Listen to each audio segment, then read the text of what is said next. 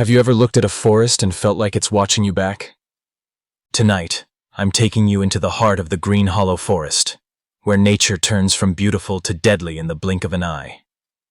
Our story begins with Emma, an environmental scientist obsessed with saving dying ecosystems. She travels to Green Hollow, a remote forest once lush and vibrant but now plagued by an eerie silence and strange, unnatural decay.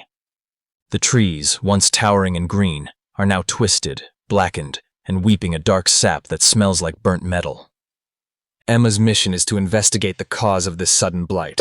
She camps near a once thriving river, now reduced to a trickle of murky water. As night falls, the forest seems to breathe, a slow, heavy pulse under the ground, like the heartbeat of something ancient and angry. The first sign that something is wrong comes when Emma notices the animals have vanished. No birds chirp, no insects buzz. Even the wind is still, as if the forest itself is holding its breath. Then the plants begin to move. Not the gentle sway of leaves, but deliberate, creeping movements, as vines snake across the ground towards her campfire, seeking warmth, life. Emma tries to retreat, but the forest shifts.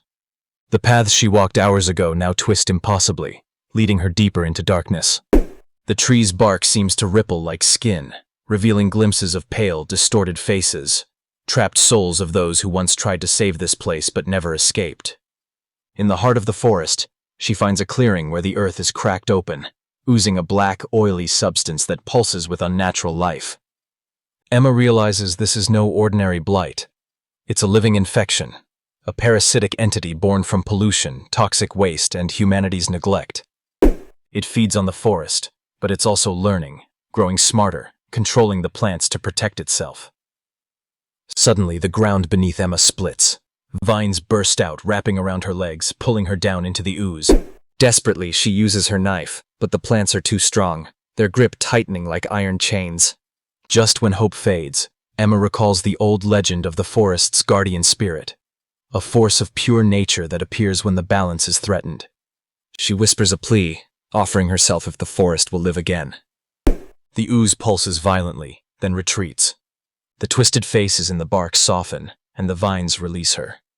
Emma collapses, exhausted, and watches as the forest slowly breathes again, the black sap drying, leaves regaining their green hue. But as dawn breaks, Emma notices something chilling.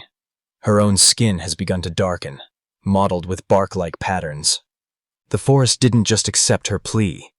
It's marking her as part of itself, a guardian bound forever to protect its fragile balance. The camera pulls back to reveal Emma standing silently among the trees, no longer just a visitor, but a living embodiment of the forest's vengeance and hope.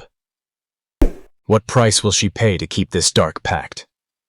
And what happens when the forest decides humanity is no longer part of the balance? The story ends with the wind picking up, carrying a whisper.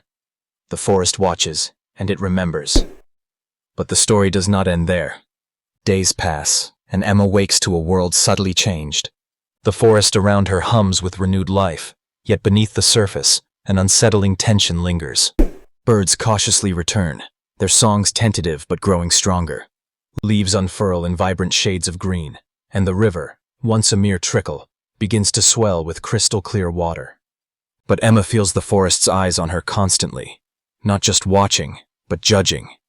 She explores deeper into Green Hollow, compelled by an urge she cannot resist. The bark-like patterns on her skin pulse faintly, a living map of the forest's veins, connecting her to every root and leaf. She discovers that she can sense the forest's pain, its joy, its fury. The line between herself and the wilderness blurs. Emma encounters remnants of past guardians, long lost to time. Faded symbols carved into ancient trees, whispers of those who pledged their souls to the forest. The knowledge they left behind speaks of a sacred balance, a pact between nature and humanity that must never be broken. But Emma also learns of the forest's darker side. The infection that nearly claimed her was only one manifestation of a deeper rot. Hidden beneath the roots are pockets of toxic sludge, remnants of industrial waste dumped decades ago, poisoning the earth and twisting life into grotesque forms. The forest's vengeance is not blind, but calculated. One night, as Emma sleeps beneath the canopy, she dreams of a colossal tree at the forest's center. the Heartwood. Its branches stretch beyond the sky, its roots plunge into the earth's core. It is both the source of life and the prison of the infection.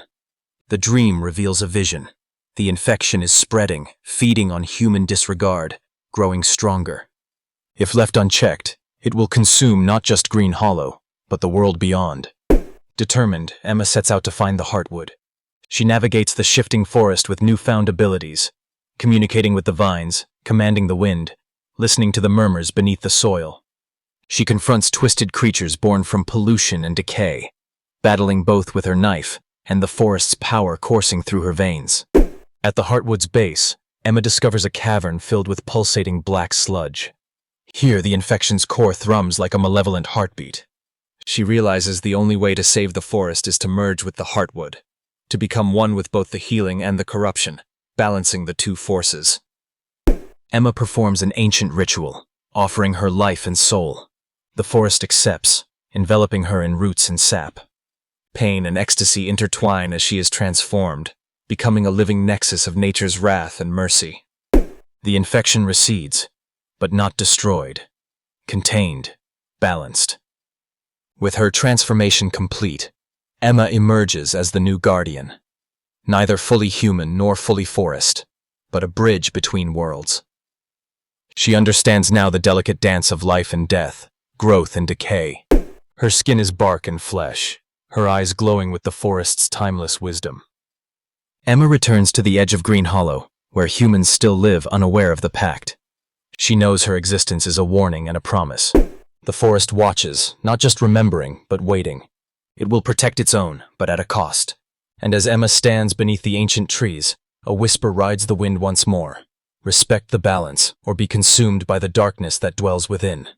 The story lingers on, a haunting reminder that nature's vengeance is patient, and its hope eternal.